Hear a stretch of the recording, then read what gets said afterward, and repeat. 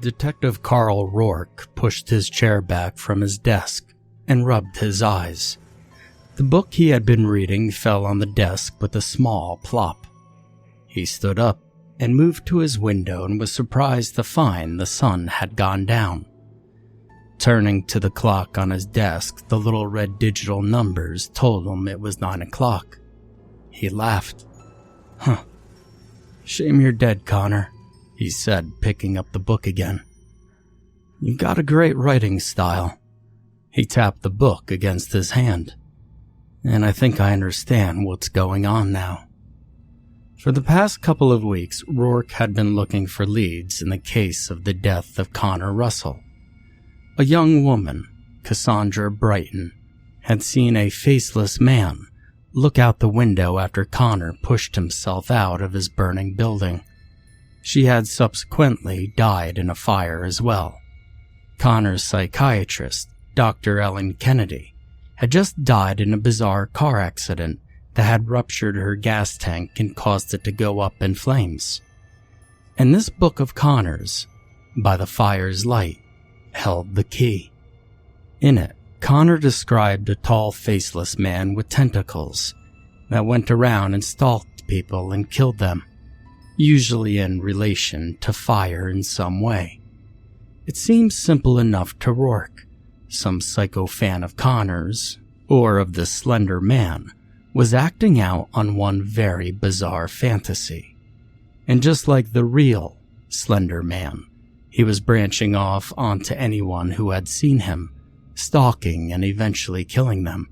Now with this in mind, Rourke had had a special watch set up on Meredith Grolinski, the woman who had witnessed what she had called the tall, slender and tentacled man walking away from Dr. Ellen Kennedy's burning car.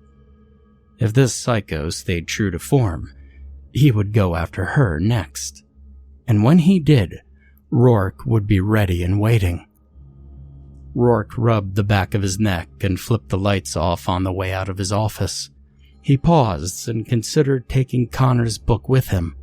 Shaking his head, he kept going. He actually wanted to sleep tonight, and a faceless monster would not aid him in that quest. Call me if anything happens with Grolinski, he called to DeLorean, the desk sergeant, as he headed out. Will do, DeLorean said with a small wave. As Rourke slept that night, his sleep was undisturbed by dreams, good or bad. A shrill screeching from his smartphone at 3 a.m., however, pulled him from his dreamless slumber. Rourke, he said groggily, brushing sleep crust out of his right eye. Detective Rourke, this is Sergeant DeLorean. Rourke shot straight up, his sleep falling from him like his blanket. Someone made a move against Grolinski? A pause. We're not sure. Rourke growled in frustration. What do you mean you're not sure? Either someone made a move, or they did not. Her furnace exploded. Rourke nearly dropped his phone. I beg your pardon? Well, the fire department isn't sure just yet. Could have been a defect in the furnace. Could have been foul play.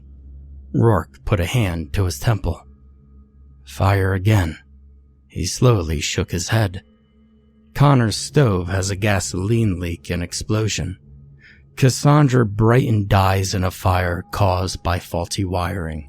Ellen Kennedy's car is wrecked, and the gasoline tank ruptured, resulting in a fire. And now Meredith Grolinski dies in a furnace blast. There's no way this could be an accident.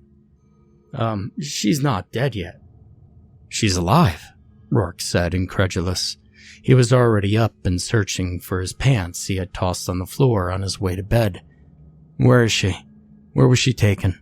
She was taken to Mercy, Rourke. She's in critical condition with burns over 90% of her body, but she is alive. Rourke was jumping into his pants, hopping up and down on one foot with the phone still held to his ear with his shoulder.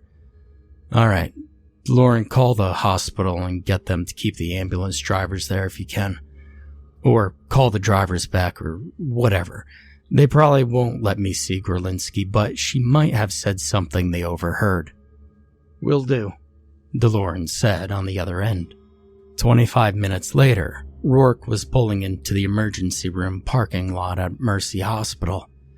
DeLorean had texted him on the way over and directed him to speak with the nurse at the desk. She would be able to tell him where the drivers were. Rourke took a quick look around the emergency room waiting area as he walked inside. Chairs that looked comfortable but might as well have been padded with granite formed a square that was broken up every 10 chairs or so by a small wooden stand. On the stands were stacks of magazines from 3 months ago, with the very exciting topics of bass fishing and home living. The walls were painted a neutral beige, probably an attempt to try and calm any panicked people who were unlucky enough to be sitting here. A mother with a hyperactive little boy with gauze bandage around his wrist sat at one end of the room. On the opposite end, nearer to Rourke, a young woman with long black hair sat bent over, her face in her hands. Turning from the waiting room, Rourke made his way over to the desk. A nurse in blue scrubs sat behind the counter. Her name badge told him her name was Amber, and the little smiling sun on it told Rourke she would be happy to help him. She looked up at him as he walked up. "I'm Detective Rourke. I'm here about Meredith Grulinski," he said, flipping out his badge. Amber nodded and stood up. "We stopped the drivers before they left. They're in the break room down the hall there. It's the third door on the right." She pointed down the hallway that Rourke should take. "How is Miss Grulinski?" he asked, whipping out a small notebook. "She's in critical condition. We have a couple doctors trying to stabilize her now." "I heard she had burns over 90% of her body." Amber nodded. "That's correct. It's really going to be touch and go for the next couple of hours. If she pulls through, she's got a good shot at recovery, but if not..." Rourke nodded. "Any family come with her?" Amber nodded to the young woman bent over with her face in her hands. "Her daughter came in about 10 minutes ago." Rourke made a mental note to try and talk with her on the way out. Then, giving his thanks to Amber, he walked down the hallway to the break room. The door creaked as he pushed it open. A young woman and man looked up as he walked in. "Are you the detective?" the young woman asked, leaning back in her chair. "Yes," Rourke said, flipping out his badge again. "Detective Carl Rourke.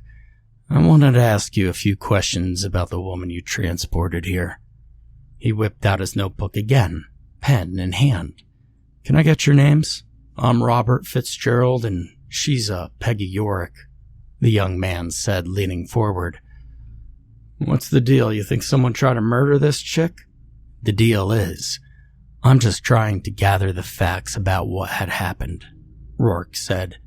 He hooked a chair with his leg and pulled it out. Sitting down, he looked up at the twosome. "Was there anyone you saw at the house when you arrived that maybe looked out of place?" "There was a crowd of gawkers," Peggy said, reaching into her coat. She pulled out a cigarette and tapped it against her hand. "That's nothing unusual, though, especially when a house goes kaboom in the middle of the night and there's a half a dozen fire trucks and police cars outside." She shook her head. "Could we maybe hurry this up? We have to go back on shift in 30 minutes, and I kind of want to get a cigarette in." "Of course," Rourke said. He turned to Robert. "You didn't see anything unusual?" "Crater where a house used to be, otherwise no," he said, yawning slightly.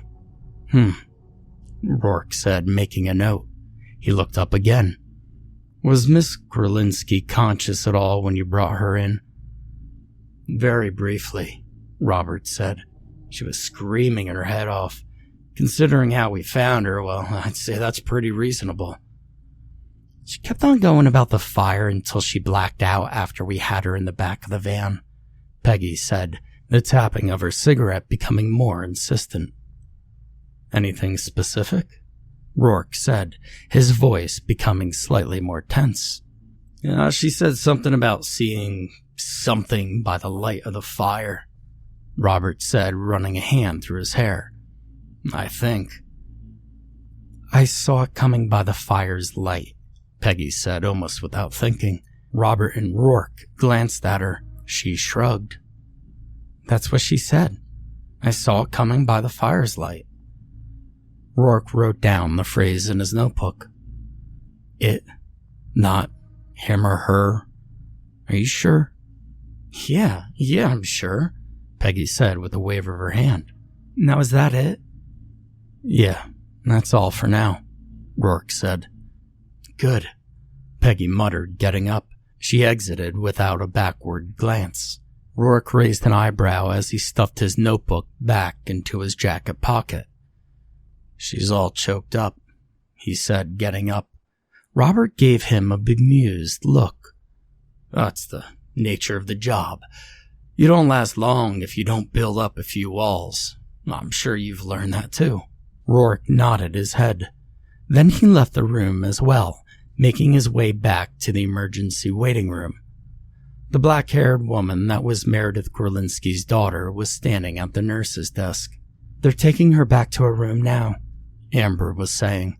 You'll be able to see her for a few minutes, but only for a few. Rourke walked up to the desk. She gonna pull through then? Amber turned towards him and gave him a half-hearted smile. They've stabilized her as best they can. It's going to be something of a waiting game for the next 24 hours. Who are you? The black-haired woman asked. I'm Detective Carl Rourke, he said. Detective, she said, her eyes going wide. Did someone do this to my mother? She took a step forward. Well, that's what I'm trying to find out, Miss...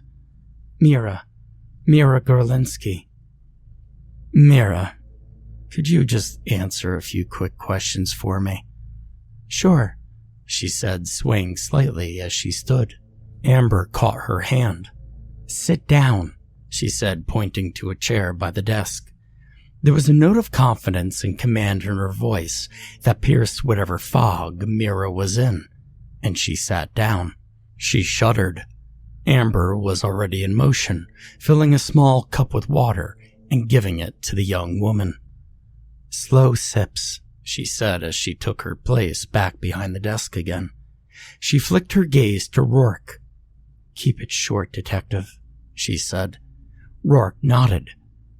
Was there anyone you know of that could have had a grudge against your mother? Mira shook her head slightly, not looking up from her glass. My father, her husband, is dead, she said abruptly. She looked up at Rourke's raised eyebrow. I just thought it would be your next question. You know, like on the crime shows? Rourke allowed himself a small smile. Well, that's good to know. The phone on Amber's desk rang and she picked it up, and after a brief conversation, she spoke to Mira. If you feel steady enough, you can go back now, she said, one hand over the receiver. Mira stood up, putting the water glass on Amber's desk. Yes, I'll be okay now, she said, her voice firm. Amber nodded and hung up the phone. This way then, she said, leading Mira to a set of closed doors a few feet behind her desk. And Detective, don't even think about it, she said, giving Rourke a good-natured glare. I wasn't going to, Rourke said, holding up his hands. He fished the business card out of his pocket and leaned forward, handing it to Mira. If you could think of anything, you could call me at the number on there, day or night. Mira took the card and shoved it into her pants pocket without looking. She gave a bob of her head and then followed Amber into the back. Rourke sat in his car for a good half an hour before he actually started it up. His fingers rapped the dash again and again as he tried to make sense of what he had just learned. It was possible that this psycho had rigged Gorlinski's furnace to explode. But Gorlinski's words bothered him. She claimed to have seen something by the light of the fire she had been caught in. But if this psycho had actually stayed around for the explosion, he would be no better off than Grelinsky. Delirium, I guess, Rourke said, finally starting his car. As he did, his smartphone began to ring. Slipping his car back into park, he pulled it out of his pocket. An unknown number was calling him. Frowning, he answered the phone. "This is Detective Carl Rourke." "Oh, God, Detective, please come back." A panicked voice on the other end gasped. "Who is this?" Rourke asked, undoing his seatbelt. "It's Mira Grelinsky. I saw him. God, I saw him. The man that tried to hurt my mother." Rourke's car was off, keys in hand, and he was already running full tilt to the hospital. One hand automatically went to his side, where a gun hung in its holster under his coat. "Mira, where are you?" he asked as he approached the hospital. "I'm in the waiting room," she said, her voice taking on a hysterical edge. "They won't let me back in." Rourke bounded into the hospital, and Mira was standing near the doors, and she jumped as he entered. Tears streamed down her face, and she was shaking. Amber was already in motion from around her desk and over to where they stood. "What happened?" Rourke asked, putting his phone back away. "She thought she saw someone back there," Amber said, trying to put an arm around Mira, and Mira shoved her away. "I don't think I saw someone. I did see someone," she nearly screeched. "It was a tall man in a business suit." Rourke's eyes widened. "I need you to let me back there right now," he said to Amber. "That matches the description of a man leaving the scene of a crime Miss Grelinsky witnessed." Amber wavered and gave him an uncertain look. She sighed and beckoned him to follow her. "We have the entire area back here on camera. We called security when Mira raised the alarm, but they didn't see anyone on the monitors." Rourke strode quickly behind Amber. He heard Mira fall into step behind him. A strong smell of antiseptic assaulted him as the doors opened before them. He passed a large cart full of linens, several curtained-off areas, and a few crisscrossing hallways. They came to a stop by a bay of 6 separate alcoves. Amber pointed to the third one from the left. "Miss Grelinsky is in there." Rourke cautiously walked over and pushed the curtains softly aside. Grelinsky was swathed in bandages and hooked up to several IVs. The machines monitoring her vitals beeped softly. She did not appear to respond to his appearance. He let the curtain fall back. "Where did you see him?" he asked Mira. Mira pointed to the opposite end of the room. "I saw him peek around the wall there," she said. "How do you know he meant your mother harm?" he asked, walking over. It was a small bay where some extra medical equipment and IV bags were kept. The wall jutted out slightly, forming a corner someone skinny could fit behind without being seen. I don't know," Mira said, sounding suddenly uncertain. "I just knew." She blushed as she said it. Rourke looked around the room, taking in the cameras in the ceiling. "Can the cameras see this corner?" he asked. "Actually, no," Amber admitted. "But if someone was there, they would have had to step out into the camera view to leave, or to get in to begin with." "Huh," Rourke grunted. He walked back over to Mira. "Did you get a good look at this guy's face?" he asked. For a moment, panic crossed Mira's face. Then she shook her head wildly. "No, I didn't get a good look." She looked away from him, then back to her mother's room. Mira was hiding something and Rourke could tell it, but he felt it best to not push it for now. "False alarm, I guess," he said, smiling at Amber. "Sorry to trouble you." "That's no trouble at all," Amber said, leading the both of them back out. "But I think it's for the best if we leave your mom to rest now," she said, glancing back at Mira. Mira didn't look up, but she nodded. Rourke took one last appraising glance of her and then followed Amber back into the waiting room. Rourke stretched as he walked into his office the next morning. "Okay, first things first," he muttered, putting down his briefcase. "I'll get a list of Meredith's neighbors and make some phone calls."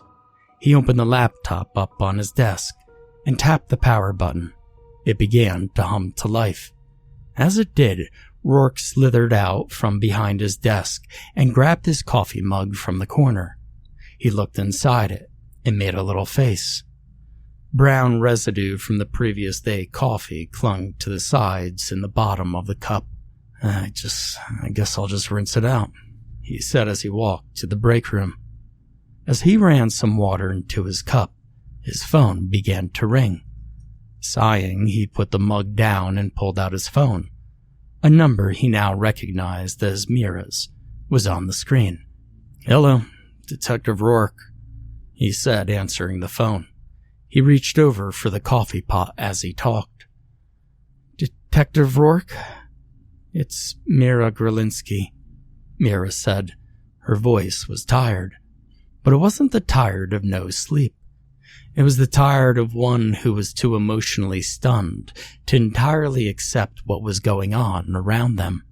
It was something, unfortunately, Rourke had heard a lot of in his line of work. "Your mother died last night, didn't she?" he said gently. He placed the coffee pot down next to his mug. Mira said, a quaver in her voice. A pause. "No, she didn't die. She was killed. He did it, and I know he did." "The man from last night?" Rourke asked. He leaned against the countertop, careful not to jostle the coffee pot. "Yes, well, no, I mean..." She stopped. "I need to talk to you in person, Detective." "That's fine, Mira. That's fine. Do you want to come down to the precinct? Or do you just want me to come to you instead?" "Let me come down there. I gotta get out of here," she said. "Alright, let me give you directions." He gave her quick directions to the precinct, and then after reassuring her again, he hung up the phone. "Great. Another dead witness," he said, pouring the coffee into his cup. "This has career-ending case written all over it." 30 minutes later, Mira was sitting down in front of his desk. There were no traces of tears on her face, but it looked like it had been freshly scrubbed with soap and water. Her cheeks were still a little red because of the violence of the washing, as were her eyes, likely from the violence of her tears. Rourke steepled his hands. "What did you want to tell me, Mira?" She looked down into her hands. "You're gonna think I'm crazy." She shook her head slightly. "I think I'm crazy." Rourke glanced over at Connor's book, by the fire's light, still sitting on his desk. His eyes widened slightly as he remembered the words Meredith had screamed as the ambulance attendants loaded her up. "Why don't I try to guess?" he said slowly, still looking at the book. This man you saw, you don't think he had a face?" Mira's head snapped up, brown eyes meeting Rourke's hazel ones. "Yes," she said, and she stared at him for a moment longer. "How did you know?" "Well," Rourke said, sliding the book over to Mira, "this is going to take some explaining." Briefly, he narrated the events of the past few weeks to her. First, the death of Connor, followed by Cassandra Brighton, then Ellen Kennedy, and now her mother, Meredith Grolinsky. Mira turned the book over in her hands. "And so this slender man has been spotted in some way, shape, or form at all the deaths?" Rourke nodded, and then paused. "Well, most of them. I haven't interviewed anyone who saw him around Cassandra's death yet, but she did die in a fire, like the victims in Connor's books. Cassandra thought that she saw a faceless man look out of Connor's window. Your mother saw what she thought was a tentacled man leaving Dr. Kennedy's car. And now, you think you saw a faceless man shortly before your mother's death. He put a hand to his forehead. I just don't know how he got in or out without anyone seeing him, but I think you really did see your mother's killer. I think we have a slender fan on the loose, and we need to catch him before he gets anyone else. He stood up, and Mira looked at him as he did so. You think I'm next, she simply said. He goes after those who witness him and his crimes. I think it's possible, Rourke said. I want to assign police protection to you for the time being. Mira looked down at the book again. Her hands wandered over the title. She said. Do as you please. She stood up and handed him the book again. I have to arrange my mother's funeral. And without another word, she left the office. Rourke took the book and put it back into her drawer. Turning to his laptop, he accessed the police network and found an address for Mira Gorlinski. He made a quick call and had a patrol car assigned outside of her house. Then he began to methodically call Meredith Gorlinski's neighbors, hoping to find clues. The sun had set once again before Carl Rourke got up from his desk and looked out his window. Another day, another dead end, he said as he shut down his laptop. He hated this. This killer had been 2 steps ahead of him from the beginning. Killers usually messed up eventually, but he didn't want to have a double-digit body count before he caught this guy. His smartphone trilled in his pocket. Taking it out, he saw, again, Mira's number. Oh, 3rd time's the charm, he said, answering the phone. Yes, Mira, how can I help you? He asked. I bought that book today, by the fire's light, she said, sounding oddly calm, and I've been doing some research and some thinking. And I think you're half right. I think I did see my mother's killer. Okay, Rourke said, confused. Do you have something new to tell me? I think, Mira said slowly, that you have one thing wrong. I don't think you're looking for a man. Well, it could be a woman, I guess, Rourke said with a shrug. Mira sighed. No, detective. Rourke's eyebrows knit, and then he realized what she was talking about. Mira, Rourke said as if he were talking to a small child. The Slender Man's not real. He's a fictional entity. Was, Mira said, still calm. We have summoned him, and he has come. He heard the scratching of something on the other end of the line, possibly a pen on paper. And what can be summoned can be dismissed. Mira, Rourke said, still slightly patronizing. It's been a long and hard day for you. Why don't you get some rest? I will when I'm done. You take care of yourself, detective. Who knows, he might move after you next if this doesn't work. She hung up the phone. Rourke quickly called the officers in the patrol car currently in front of Mira's house. After verifying she was at home, he left instructions for them to watch for any comings and goings to her house carefully.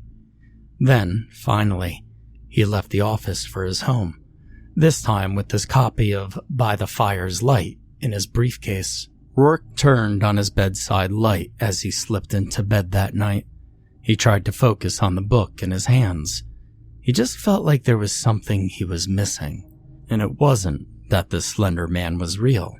Unable to concentrate on the book and his tiredness finally catching up with him, Rourke let the story fall from his hands as he closed his eyes, not even bothering to turn off the light. Rourke dreamed. He was in a closely overgrown forest. Every which way he turned, he brushed up against tree branches and overly tall ferns. Something tall moved at the very edge of his sight sometimes, but he couldn't tell what it was. He caught a good glance of it to his north, or at least he guessed north from the moss on the trees, and he began to move towards it. Something touched his shoulder. Rourke turned around and found himself looking at a young man with black hair. "Detective Rourke," he said quietly, "do not follow it. It'll come after you soon enough without you encouraging it." Rourke raised an eyebrow. "Who are you?" "Connor," the young man said. Rourke cocked his head. For some reason the name sounded familiar, but he couldn't place why. Connor shook his head. "Don't question, just listen," he said, looking over his shoulder.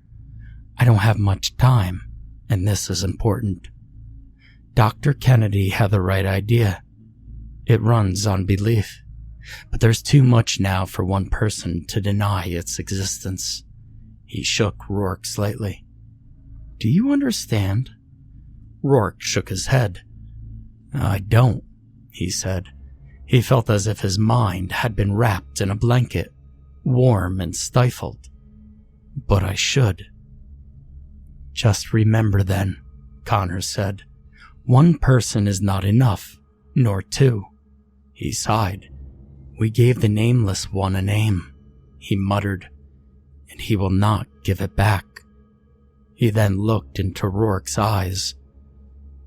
"It is easier to modify a story than to negate it," he said. "Tell Mira that. It's too close to her now. I can't reach her. I won't be able to reach you after this." Rourke felt the hairs on the back of his neck raise. There was something behind him. He could feel it. He could see it in Connor's terrified gaze.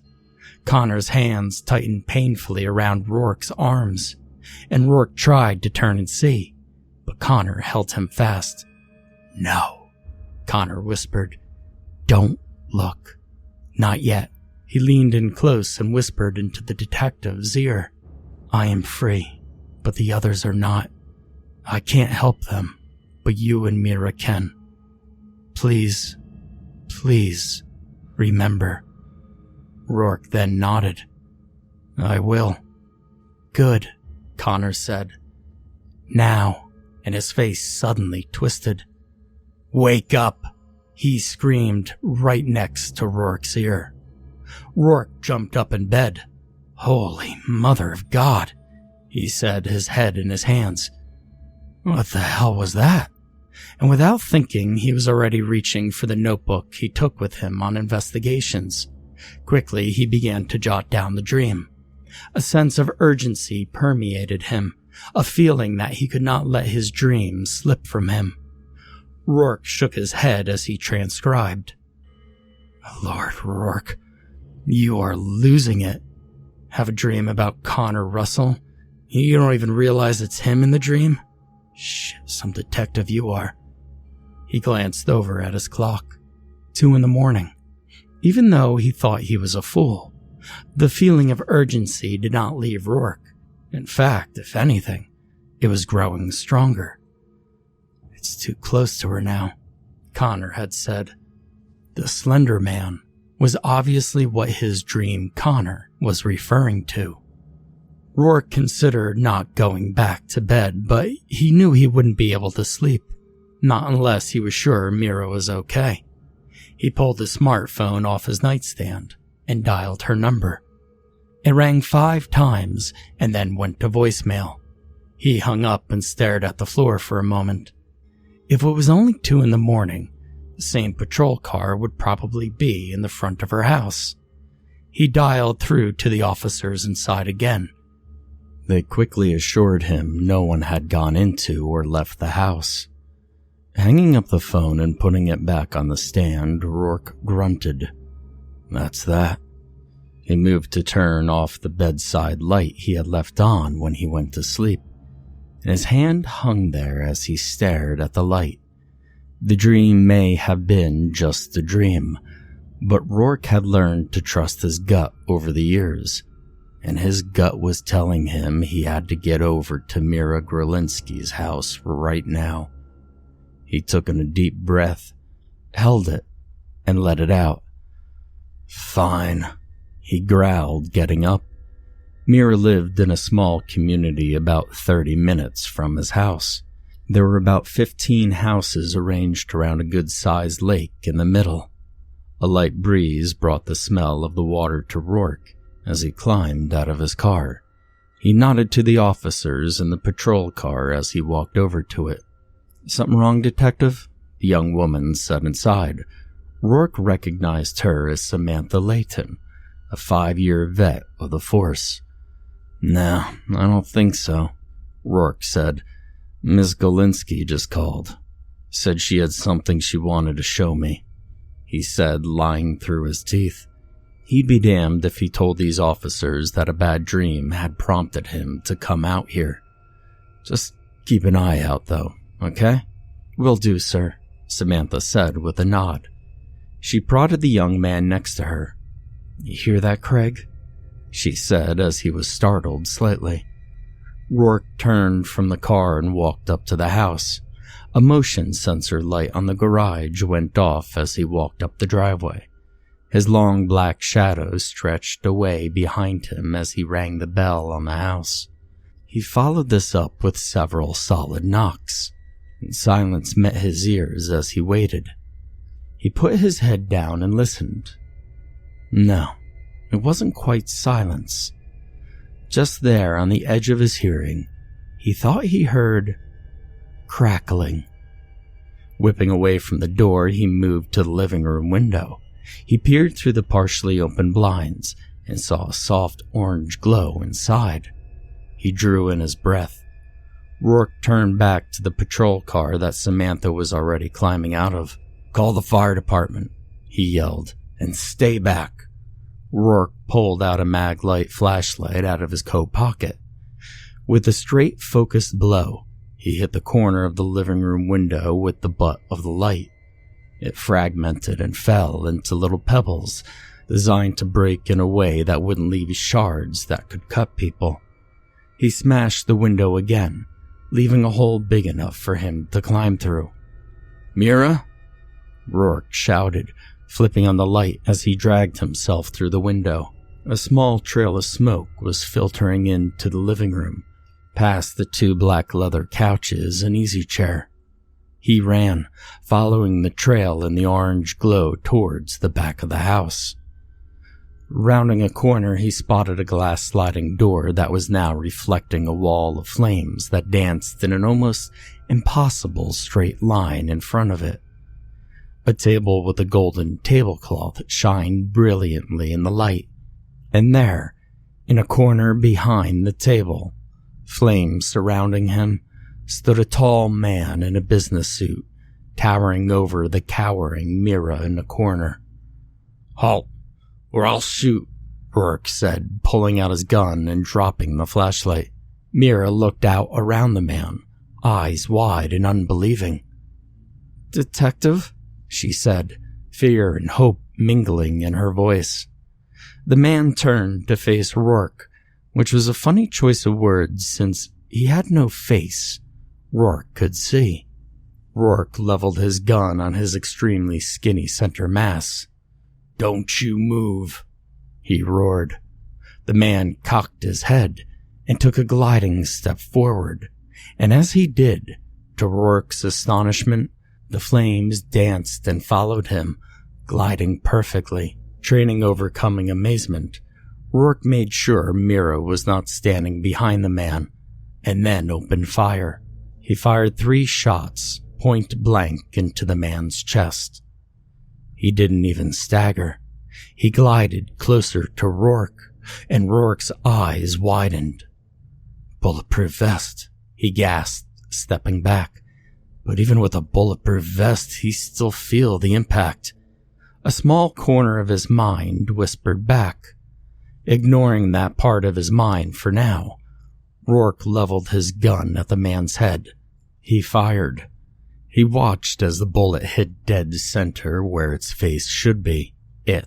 Because even Rourke had to admit, when a man was hit in the face with a bullet, the bullet didn't stop and then slowly sank into the face without leaving a trace. A black tendril whipped from behind the thing's back, and Rourke realized he was about to die. Mira screamed no, dragging herself from the corner. She coughed as she ran past the thing and grabbed Rourke's arm. "Don't believe in him." The thing's tendrils began to whip angrily as she spoke, and it moved forward aggressively. Rourke looked around him. The flames had circled them, blocking the entrance back to the front door and to the sliding door that led down to the lake below.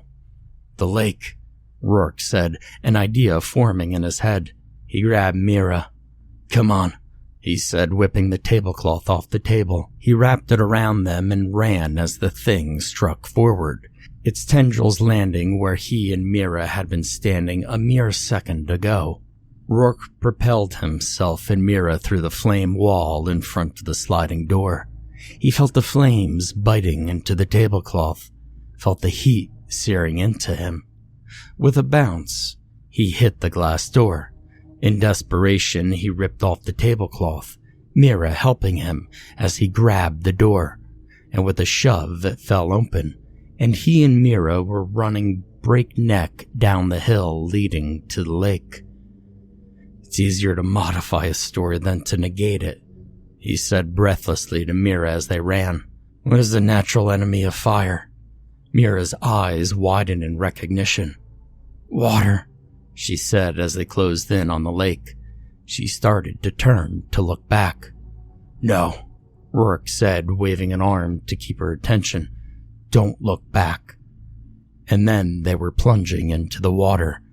It seeped into Rourke's shoes and socks, making his feet feel like someone had placed weights in them. Rourke and Mira struggled forward, each helping the other, until they could no longer feel the lake bed beneath them, and they were dog paddling in the water.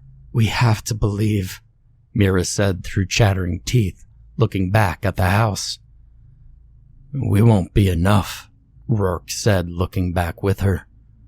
The thing, the slender man, stood at the edge of the shore, the flames following him in a dancing, swirling line down from the house. It stood, black suit melding into and out of the smoke, but it did not come forward. Sirens filled the air as the fire truck approached the house, and the slender man tilted its head, as if listening. And then slowly, it seemed to melt into the very shadows made by the flame's light. Rourke felt Mira grasp his hand. "Well, it was enough for now," she gasped, trying to stay afloat with one hand. "For now," Rourke agreed, beginning to swim for shore.